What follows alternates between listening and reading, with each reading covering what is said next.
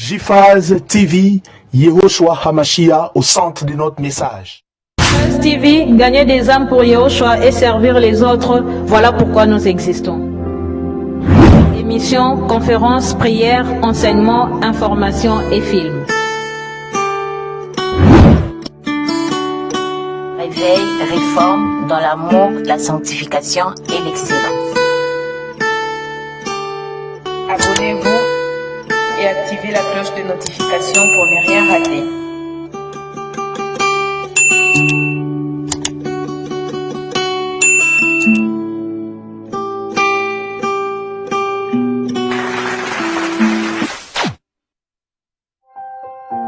Surnaturel est le naturel pour toi, mon Dieu. Nous le voulons en ce lieu. Surnaturel est le naturel pour toi, mon Dieu. Nous le voulons en ce lieu. Surnaturel est le naturel pour toi, mon Dieu. Nous le voulons en ce lieu. Surnaturel est le naturel pour toi, mon Dieu. Nous le voulons en ce lieu. Et surnaturel est le naturel pour toi, mon Dieu. Nous le voulons en ce lieu. Elohim puissant, Yehoshua Hamashiach, merci pour ta présence, merci pour ta grâce, merci pour ton onction. Oh, Rabashatarab.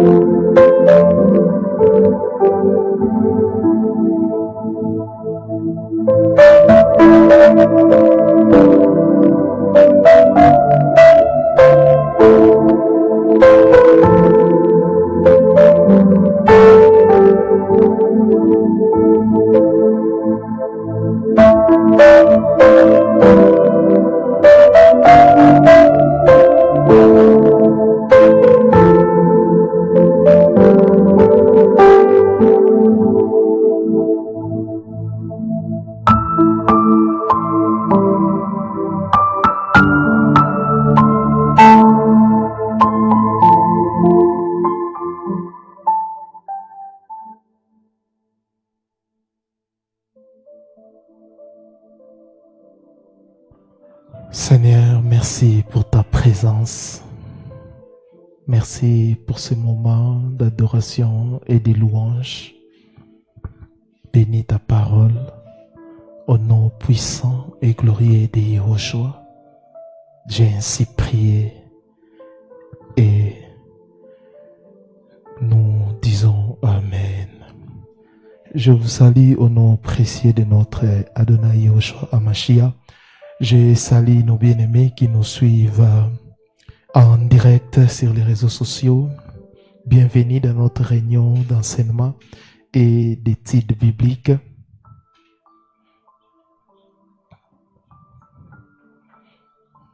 Faute de l'électricité, vous allez nous suivre en audio.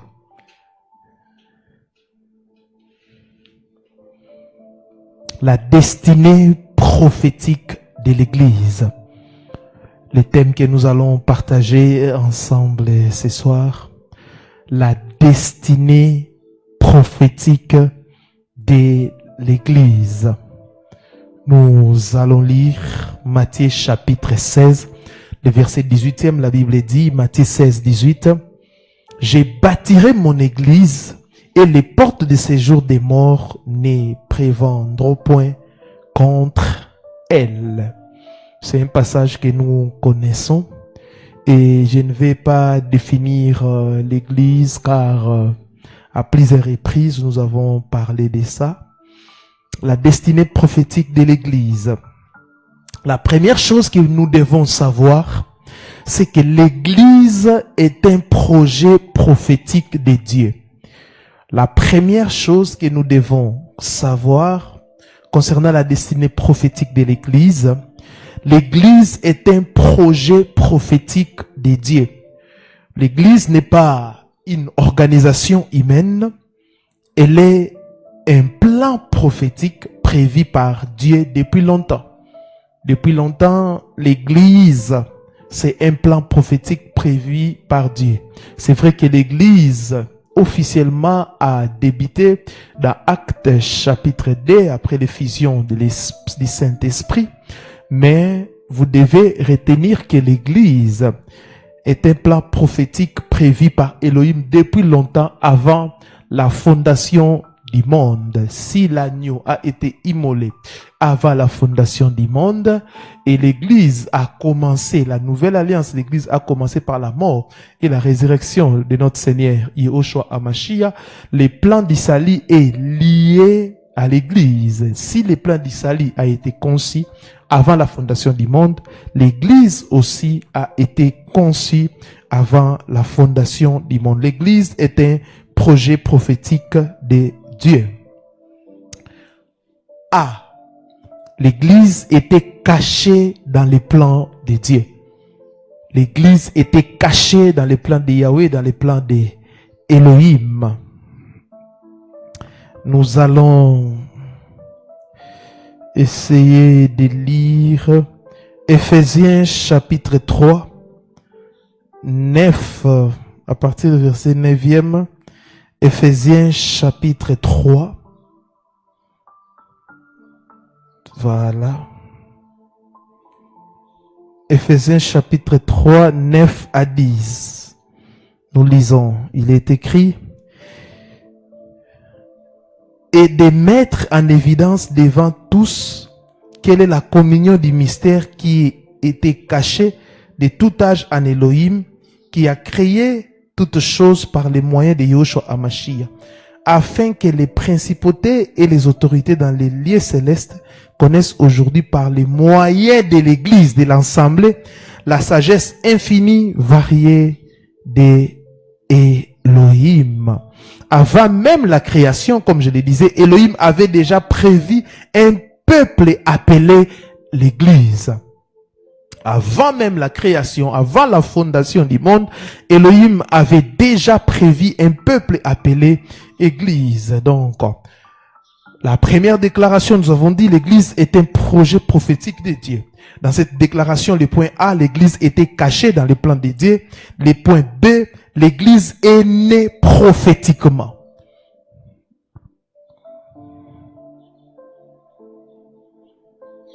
L'Église est née prophétiquement. Elle commence publiquement lors de l'événement de la Pentecôte. Dans Actes chapitre 2, le Saint-Esprit descend et les croyants deviennent les corps de Christ sur la terre. L'Église n'est pas un accident.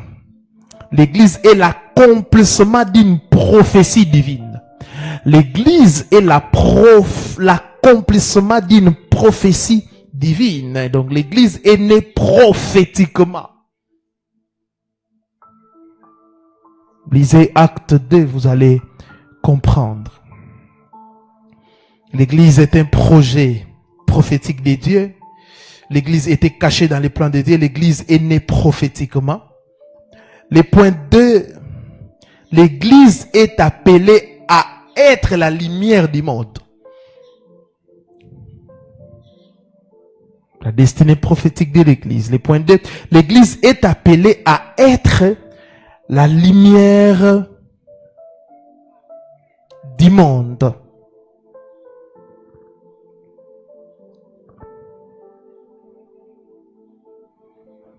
L'Église est appelée à être la lumière du monde. Matthieu chapitre 5, le verset 14e, la Bible dit, vous êtes la lumière du monde. Vous êtes la lumière du monde. Donc quand le Seigneur dit ça, il donne à l'Église une mission prophétique. Une mission prophétique. Quand nous sommes la lumière du monde, notre mission prophétique en tant qu'Église, Ou à d'autres termes, l'église existe pour annoncer l'évangile. Les ténèbres, c'est l'absence de l'évangile. Et nous devons amener la lumière en annonçant l'évangile. En tant qu'église. Et l'église existe encore pour sauver les âmes et transformer les nations. Annoncer l'évangile, sauver les âmes et transformer les nations. Et quand on parle de l'église comme lumière du monde, c'est-à-dire nous avons une influence aussi spirituelle. Une influence spirituelle. Et l'église est appelée à influencer la société, les familles, les nations. Ésaïe 60, le verset 1er, la Bible dit, lève-toi, sois éclairé, car ta lumière arrive.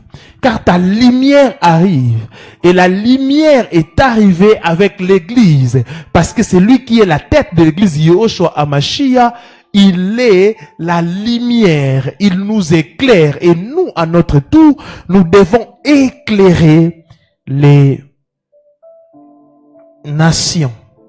Ou les gens qui ne connaissent pas les seigneurs, Yehoshua HaMashiach. Donc l'église est appelée à être lumière du monde. L'église doit influencer. Quand nous parlons de l'influence de l'église, beaucoup pensent c'est en termes d'argent. L'église doit être dans la politique, faire non. Ce n'est pas ça. Lisez les Actes des Apôtres, vous allez voir de quelle manière l'église a influencé les nations. L'église a influencé les gens. C'était en annonçant, en apportant la bonne nouvelle, en apportant la guérison, en apportant la proclamation de la bonne nouvelle. C'est ça l'influence. L'influence de l'église, c'est à ces niveaux. L'église aussi peut faire autre chose. Oui, mais la mission première prophétique de l'église, c'est annoncer l'évangile, sauver les âmes, transformer les nations. Les points 3. L'église est un peuple prophétique.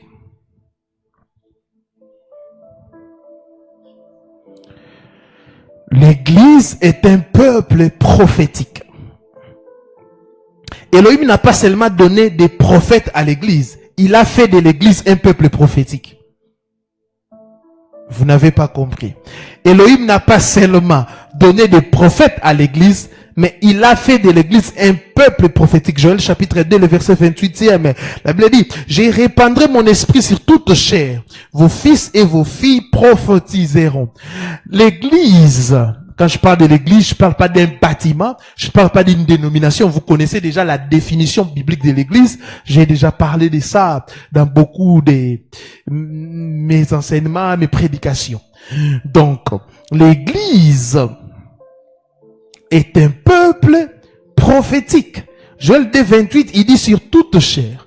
Donc, toute personne qui a l'esprit du Seigneur en lui, qui fait partie de l'église, cette personne est prophétique.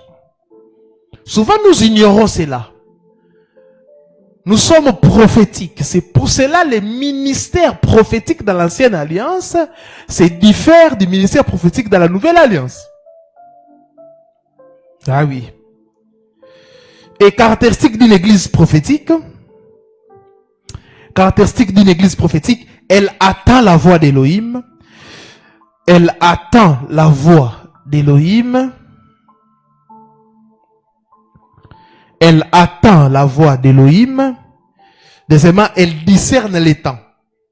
Vous savez, il est écrit dans la parole que c'est serviteur qui discerne les temps, qui sait donner de la nourriture au temps convenable. Elle discerne les temps. Elle annonce la volonté d'Élohim. Révélation chapitre 19, le verset 10. Apocalypse 19, 10. La Bible dit, le témoignage de Yehoshua est l'esprit de la prophétie. L'église, elle attend la voix d'Élohim. Elle discerne les temps. La véritable église.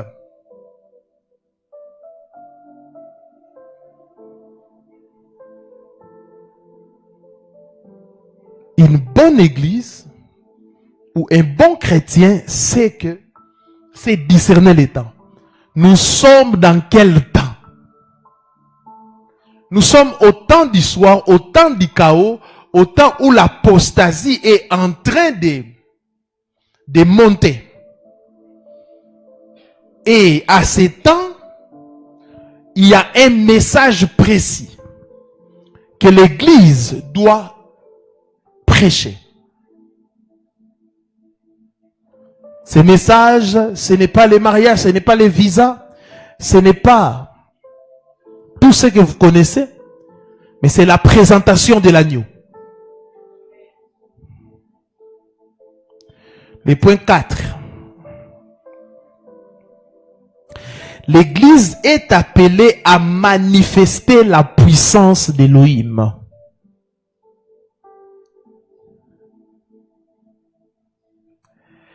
L'Église est appelée à manifester la puissance d'Élohim. Marc chapitre 16, le verset 17, la Bible dit, voici les miracles qui accompagneront ceux qui auront cru. Les signes de la destinée prophétique de l'Église, c'est la guérison, la délivrance, les miracles, transformation des vies. Les apôtres, ils ont guéri des paralytiques. Et cela montre que l'Église manifeste le royaume de Dieu sur la terre. Quand nous parlons de l'Église, nous ne parlons pas des 5 ministères. Nous ne parlons pas des prophètes, des évangélistes seulement, non. Quand nous parlons de l'Église d'ailleurs, c'est quoi? Un petit rappel. L'Église, c'est l'ensemble de tous ceux qui sont nés de nouveau. Des gens qui ont cru au Seigneur Yahushua à Mashiach. Nous formons l'Église. Et quand nous disons que l'Église doit manifester la puissance de Dieu, toi aussi, ce n'est pas seulement nous les pasteurs, les prophètes, les apôtres, les évangélistes. Toi aussi, tu as cette capacité. Pourquoi tu ne manifestes pas la puissance d'Élohim dans ta famille? Pourquoi tu ne manifestes pas la puissance d'Élohim là où tu te trouves? Pourquoi tu ne manifestes pas la puissance d'Élohim dans tes affaires, dans ton business, dans tout ce que tu es en train de faire? Pourquoi tu ne le fais pas? Es-tu l'Église ou tu es autre chose? L'Église est appelée à manifester la puissance d'Élohim. Si tu ne manifestes pas la puissance d'Élohim, pose-toi la question, est-ce que tu as cru? Parce que la Bible dit, voici les miracles qui accompagneront ceux qui auront cru. Mais toi, depuis que tu as cru au Seigneur, il n'y a pas aucun signe. Il n'y a pas de signe. Qu'est-ce qui se passe? Ce soir, je prie que le Seigneur t'aide afin que tu puisses prendre conscience. Qui es-tu réellement?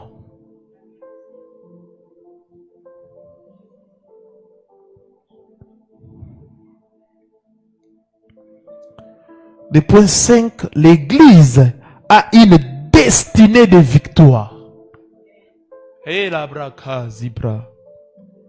L'Église a une destinée de victoire. L'Église a une destinée de victoire. Beaucoup pensent que l'Église est faible. Mais la Bible dit qu'elle est destinée à triompher. L'Église n'est pas faible. L'Église est destinée à triompher. Romains chapitre 8, le verset 37e, la Bible dit, nous sommes plus que vainqueurs. Nous sommes plus que vainqueurs. Et nous sommes plus que vainqueurs. Bien-aimés, la victoire pour nous, c'est quelque chose c'est acquise. Nous ne commandons pas la victoire, mais notre victoire a été manifestée sur la croix de Golgotha. L'Église a une destinée de victoire depuis la nuit des temps. C'est pour cela les gens ont cherché à combattre l'Église, à détourner l'Église. L'Église a reçu beaucoup de combats. Et les ennemis de l'Église, c'est la persécution, les attaques spirituelles, les fausses doctrines. Mais Yahushua a dit dans Matthieu chapitre 16, le verset 18e, que les portes de l'enfer ne prévendront pas.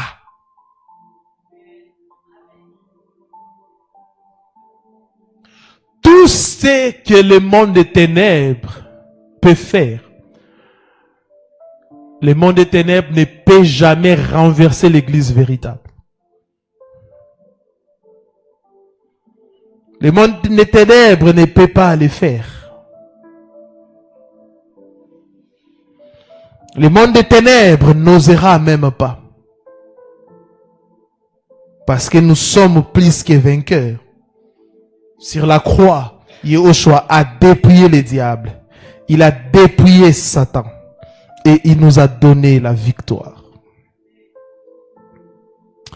6. L'Église a une destinée éternelle.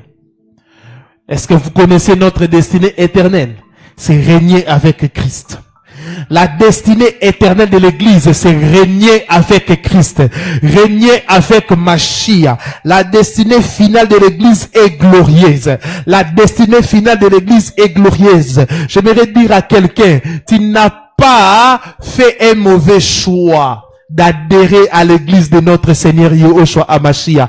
Tu n'as pas fait un mauvais choix. Le Seigneur connaît. Le Seigneur te connaît. Le Seigneur a un plan, une destinée éternelle de l'église. C'est régner avec Mashiach. Régner avec Yahushua Hamashiach. Dans Apocalypse 5, 10, la Bible dit, ils régneront sur la terre. Et dans Apocalypse 19, 7, la Bible parle des noces de l'agneau. La destinée finale de l'église, c'est être l'épouse de Yahushua Hamashiach, régner avec Yahushua Hamashiach, vivre dans la gloire éternelle, vivre dans la gloire éternelle, vivre dans la gloire éternelle. Un jour, nous allons quitter cette terre église. Un jour, nous allons quitter cette terre église pour régner avec Christ, pour régner avec Christ et pour habiter éternellement, vivre éternellement avec Yahushua Hamashiach. Yahushua Hamashiach, c'est le créateur. L'homme sans le Créateur, il ne peut pas vivre. Nous aussi, sans Yahushua, nous ne pouvons pas vivre. C'est pour cela, un jour, nous allons finir chez lui. Oh Seigneur, nous attendons cette promesse. Nous l'attendons impatiemment. La destinée prophétique de l'Église n'est pas terrestre. L'Église n'est pas appelée à demeurer éternellement sur cette terre, non. L'enlèvement aura lieu. Le Seigneur viendra au son de la trompette nous chercher et nous prendre. Et quand l'église sera enlevée, il y aura le chaos sur la terre. Terre. Tu es en train de se maintenir parce que l'église est encore là, parce que le chandelier est encore là. Bientôt, au son de la trompette, l'église sera enlevée. Toi qui ne crois pas, toi qui à cause des bêtises qui se passent dans les lieux que vous appelez amusement église, tu t'es découragé, ne te décourage pas. Le Seigneur est saint. Crois au Seigneur Yahushua Hamashiach. Le problème avec toi, tu avais mis toute ta confiance aux hommes. Les hommes vont décevoir, mais Yahushua ne déçoit jamais. Un jour, au son de la trompette, nous allons quitter cette terre pour aller vers le roi des rois, le roi des gloires, le seigneur des seigneurs. Même si sur cette terre il y a la souffrance, un jour nous serons dans un endroit où il n'y aura plus la souffrance, où ces corps pécheresses, ces corps du péché sera détruit. Et nous allons régner avec lui. Nous allons vivre dans la gloire éternelle. Dans la gloire éternelle. Église, je ne comprends pas. Ces derniers temps, l'église apparemment a changé de mission. L'église a copié la mission les missions terrestres. On vous prêche les développeurs personnels. On vous prêche trop la terre. Et plusieurs personnes me disent, non, dans les églises, on doit commencer à vous dire des choses. Non, ces choses-là, laissez aux parents de les dire, laissez aux professeurs de vous enseigner de l'histoire, comment réussir. Mais la destinée finale de l'église, c'est régner avec Christ.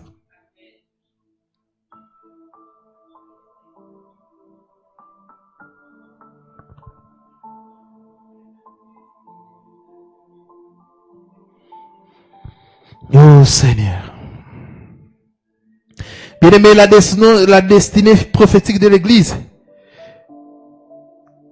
c'est d'être le plan de Dieu sur la terre, être la lumière des nations, comme je l'ai dit, et être un peuple rempli de l'esprit, manifester la puissance d'Élohim, vivre dans la victoire, régner avec Christ pour l'éternité, régner avec Christ pour l'éternité. Bien-aimé, quand tu crois au Seigneur Yahushua, la première chose que tu dois savoir et connaître, c'est que la foi à Yahushua Mashiach te donne la première chose, le pardon des péchés, parce que c'est à cause de ces péchés que la Bible dit tous son péchés sont privés de la gloire de Dieu. C'est à cause de ces péchés que tu étais privé de la gloire d'Élohim. Donc, quiconque croit, la gloire d'Élohim est sur sa tête. La gloire d'Élohim a double dimension. La gloire sur cette terre, mais aussi la gloire éternelle au ciel. À chaque fois que je vous prêche, je vous enseigne, je vous présente toujours le Christ, l'agneau d'Élohim qui ôte les péchés du monde. L'église a été conçue, comme je vous avais dit, directement avec le plan du salut. C'est lié. On ne peut pas dissocier l'œuvre de la croix et l'église. C'est vraiment lié. C'est sur la croix de Golgotha que le Seigneur nous est mort pour le salut de l'humanité. Et quelqu'un m'avait posé la question.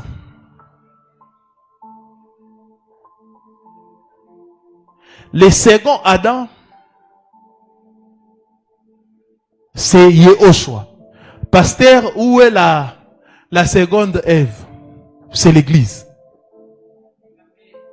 Parce que même ces textes-là de Genèse, ça montre déjà la naissance de l'église. C'est par la douleur que Yahushua a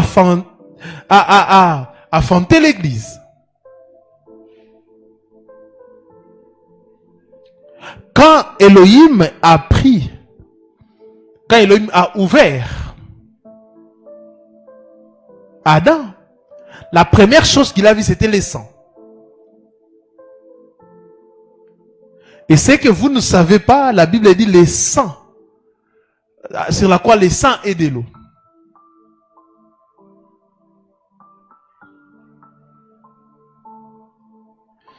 Et c'est à partir de ça qu'il a créé la femme. Et Yahushua aussi a enfanté l'église par cette douleur.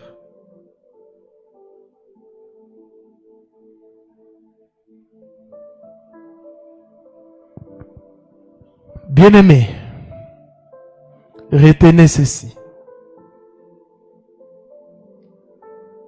Si vous lisez la Bible, vous allez voir que le Seigneur a très bien planifié les salis. Depuis Éden, avant même Éden, il a bien planifié les salis.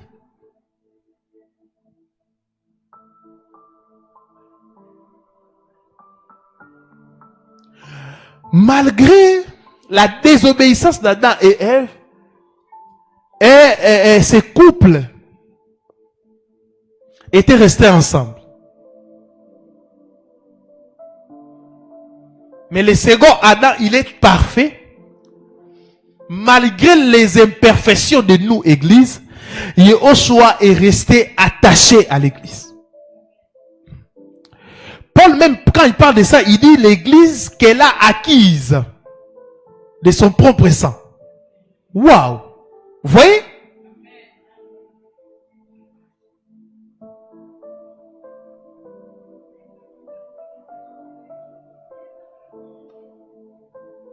L'église, c'est, comment dirais-je, vous savez, tout ce que Elohim avait de bon à nous donner, c'est l'église. C'est pour cela, ne blaguez pas. Vous savez, si vous lisez des prophéties de la Bible, c'est rare de voir le Seigneur quand il dit quelque chose et il déclare que les portes de séjour des morts ne prévendront point contre elle. Le Seigneur chérit l'église. Le Seigneur aime l'église. Et le Seigneur a un plan prophétique. Depuis la nuit des temps, le Seigneur avait un plan prophétique pour l'église. Et c'est l'église, tant que nous sommes sur cette terre, l'église va dominer. Quand il dit les bâtiments et les portes de ce jour des morts ne prévendront point contre elle, il ne parlait pas des bâtiments, il ne parlait pas d'une dénomination, il ne parlait pas d'une structure, mais il parlait de ses élus, de ses enfants, de ses amis, et de son épouse. Il parlait de son épouse. Il ne parlait pas d'une structure. Il ne parlait pas des 5 ministères. Il ne parlait pas de tout le monde. Il parlait de racheter ecclésia, l'ensemble de personnes qui sont mises à part, mais pour décider de la cité. L'église sont mises à part et on décide sur le monde. Parce que même pour bien lire les temps, les événements qui vont se passer, vous devez avoir une connaissance sur la destinée prophétique de l'église. Parce que après l'enlèvement, il y aura des choses qui vont se passer. Pourquoi le Seigneur a voulu enlever l'église avant de frapper le monde? Parce que le Seigneur aime l'église. C'est par amour. C'est par amour. Le Seigneur ne veut pas que l'église puisse souffrir. Frères, sœurs, ne blaguons pas avec... Je ne parle pas des bâtiments, je ne parle pas des dénominations. Ça n'a rien à voir avec ça, l'église. Rien à voir. L'église, c'est les corps mystiques du Seigneur Yeshua. Même moi, je ne sais pas qui. Je ne sais pas déterminer qui est dans l'église, qui n'est pas dans l'église. C'est celle du Seigneur qui connaît. Tu peux être membre d'une église locale. Tu peux être membre d'un bâtiment, d'une dénomination, sans être dans l'église véritable. C'est pour cela, je vous dis toujours, quand on vous dit épouser les enfants de Dieu, on ne parle pas des gens qui fréquentent les églises ou des gens qui ont des responsabilités. Parce qu'aujourd'hui, vous allez voir quelqu'un qui a des responsabilités, chante, mais c'est un païen.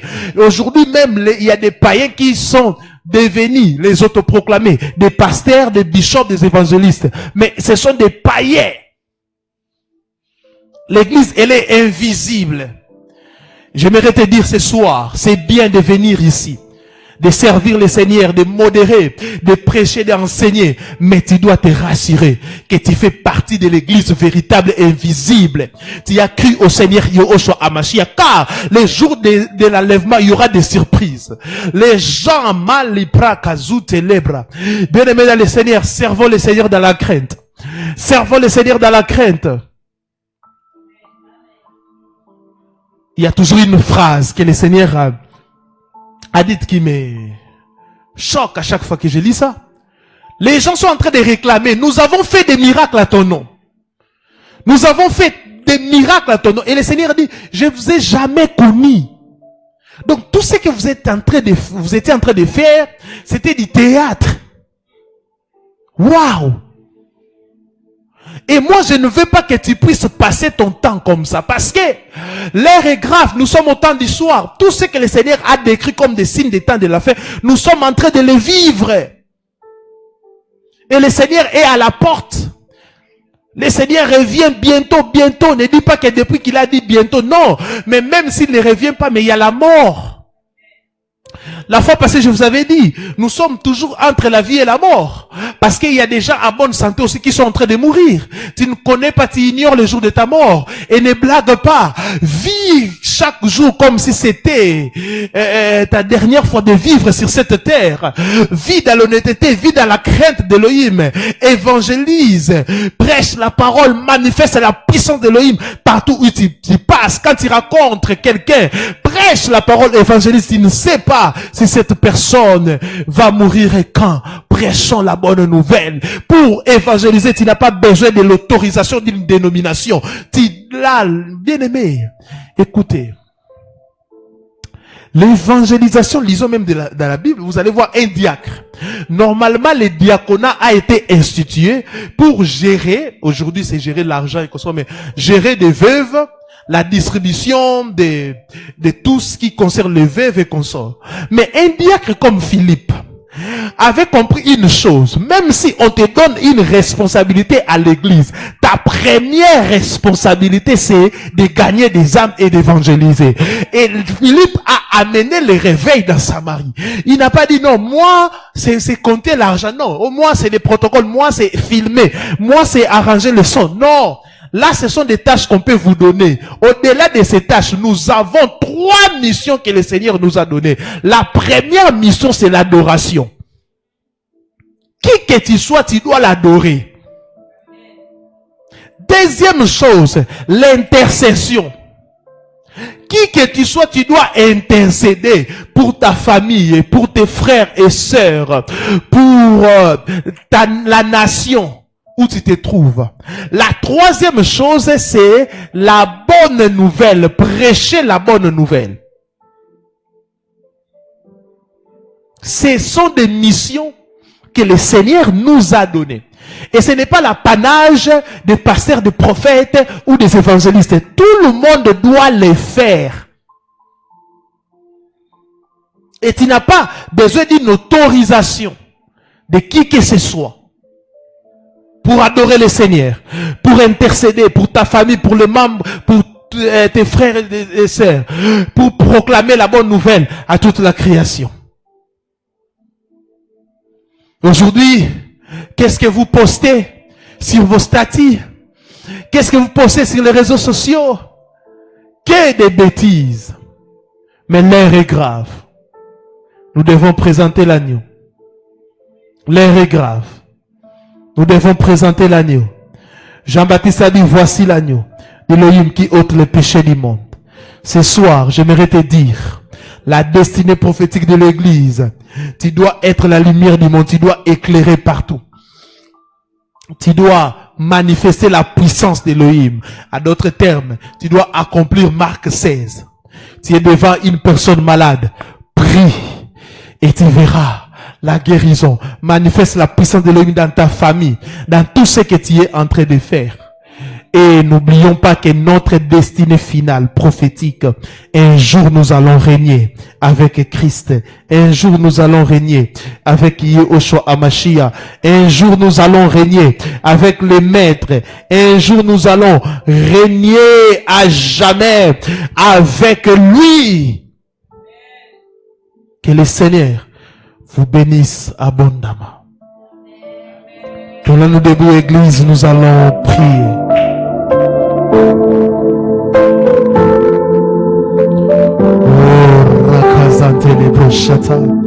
La Bible dit, si le sel perd sa valeur, aujourd'hui l'église a perdu sa valeur. Nous allons dire au Seigneur de relever tous ceux qui sont tombés, de relever les gens qui se sont refroidis, afin que nous puissions être forts. La sorekatele mandarabasha. Élevons nos voix et prions. Élevons nos voix et prions. Élevons nos voix et prions. Shandere brakazandere brakazana rarararara. Urakazindele brokozantara brayabashata. Seigneur, aide ton église. Aide ton église. Nous prions pour l'église dans son ensemble. Nous prions pour l'église dans son ensemble, mais particulièrement aussi la communauté JIFAS internationale. Tu as voulu que cette communauté puisse venir afin de proclamer ton évangile. Nous prakade tala praka et tala soraka de rebro. Prions, prions, prions.